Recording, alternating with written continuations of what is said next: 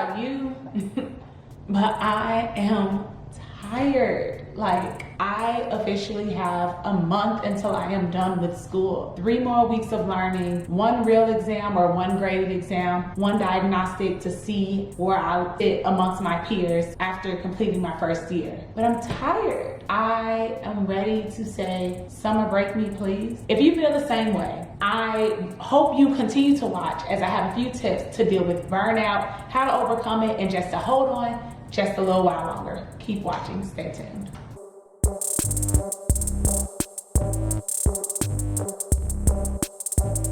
Hey y'all, welcome back to Made It to Medicine with Vix. That's me, and I'm a first-year medical student at yikes Chicago. And on my channel, you'll find all things about my life, from my pre-med journey to current medical journey to me just figuring things out as a human being. Yeah, that's pretty much just the gist of what this is. So today, I want to talk to y'all a little bit about burnout. And I don't think I felt like this until I was studying for the MCAT for the 5th time during 2020, which was the year that we all wish probably never happened. That was the year everything changed. It was the time I found out that I had to sit for the MCAT for the 5th time. And at this point, I had no roommate. My parents or my family lived an hour and 15 minutes away. But there's this COVID-19 virus that don't nobody know anything about.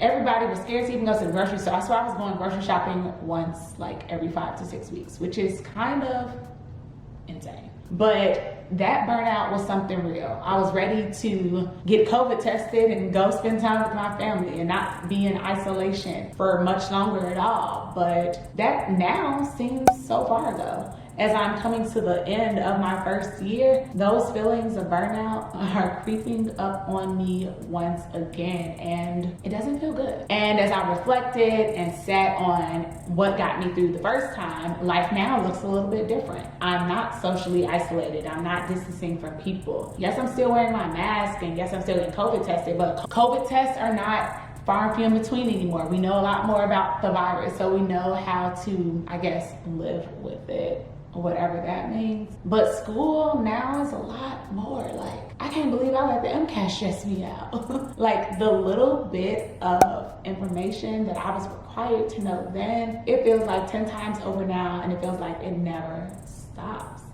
Like, I am ready for a break. And I think I deserve a break. I'm sure you deserve a break too. But let me get right into these tips for how to deal with burnout, because yeah, I think we could all benefit from that. Because I know I'm tired, so I know you gotta be a little bit tired, right? Okay. So the first thing that you want to do is figure out what the root cause of your burnout is. For me, it is school, and I know that it's school. So how am I going to tackle that? I'm going to create a schedule. And with that schedule, I'm going to be realistic about it, right? I don't want to, like recently, I've been getting very behind with my schedule. Like, I used to, whatever lectures we had for the day, I would study all those lectures, be on top of it, complete my Anki cards, do some practice questions, and then the next day we'll move on to the next set of lectures, Anki, practice questions, again and again and again. But now I find myself being behind at least 1 day each week, which by the end of the week, sometimes I may or may not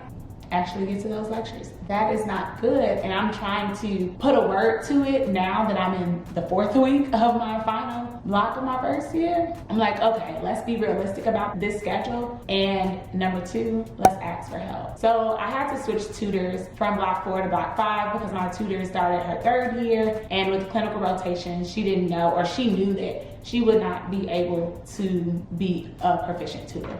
Cool. Sucks for me because she was amazing, but I have a new tutor now, and he's pretty dope as well. And I had to be realistic when asking for the different things or the different topics that I wanted us to work on.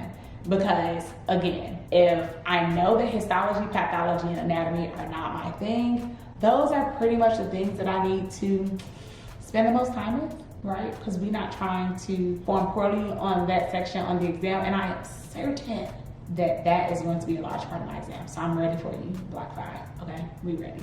And then next, you want to switch up your location. I love to study at home. Like, when I say love, because I don't like having to leave my house, which is again weird because in 2020, I'm like, oh, wish I could see somebody, wish I could go hang out with somebody. But I really think that it made me an introvert because now I adore being in the confines of my own crib, doing whatever I want to do on my own time. But you know, with this burnout, you got to kind of switch things up a little bit. So last week I studied on campus, and I even went to a coffee shop and went to the public library to study because environment is everything. And then, you know, sometimes even with creating that schedule, asking for help and switching up the location, we still are falling a little bit short. And so you need an accountability partner. I got a study partner, and we still get it together, but we hold each other accountable. But that's also a good time for you to tune in to my study with me hours that happen weekly, probably a little bit on Saturdays now, but at least 1 or 2 days during the week. I'll be studying with music going so that you can feel like,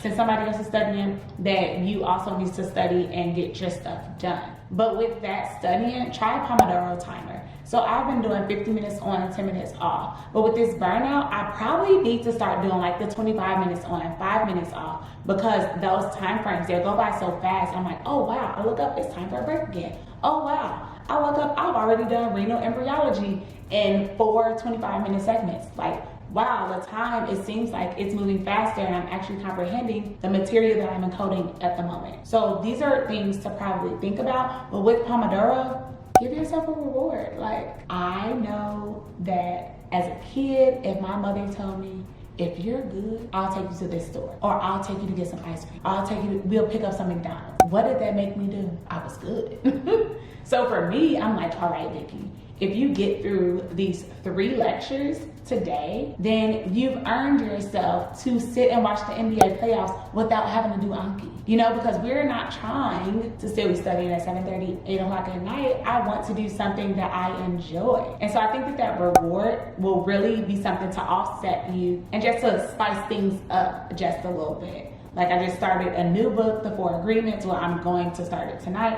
And I told myself, you know what? How about you run you a bath, set out that bath tray, light a candle, read your book for about 15, 20 minutes. Like, that's the reward for accomplishing all of your tasks for the day. And above all, be all, we can't ignore the brain. The mind, it controls our body. So be sure to get up, get active, exercise, do some mindful meditation, do some yoga, like just spend some time gearing towards your brain and like physical fitness or any type of physical activity that is different to what you're doing all day. So if you typically sit down at your desk all day, I'd advise, like, even if it's just 10 minutes, get up and walk around the office, walk around the building, walk around the library. Do something to spice it up just a little bit. So these are a few tips that I'm offering to you to prevent or to get you out of this little burnout season that you're in. And I'm also taking my own advice, because when I tell y'all, I've been ready for summer break since spring break. My school went on spring break the last week of April. I swear everybody else had already gone on spring break. Even Chicago public schools have been on spring break already, and I was still like, yeah, I'm learning cardio pong. Here we are doing this. And then during my spring break, what was it? Cold and rainy. It wasn't really spring. It was nasty and it was annoying, and I didn't really get to rest up or rejuvenate, re-energize. All these words, I didn't get to do it. So this is why I'm truly looking forward to my summer vacation, but I still have some time until I'm there. So I really hope that these tips are helpful for you, because I know that they have been helpful for me. Next week, I want y'all to tune in. I have a very special video coming up, and I'm going to be very real, authentic, and transparent as I talk about failure as a student, failure as a medical student, and just feeling like a failure sometimes in life. Yeah, I can't be the only one who has felt that way. So stay tuned, tell somebody about it. If you haven't done so already, please be sure to like this video. Give me a comment down below, even if it's just to say hi, and I will see y'all next week. Bye.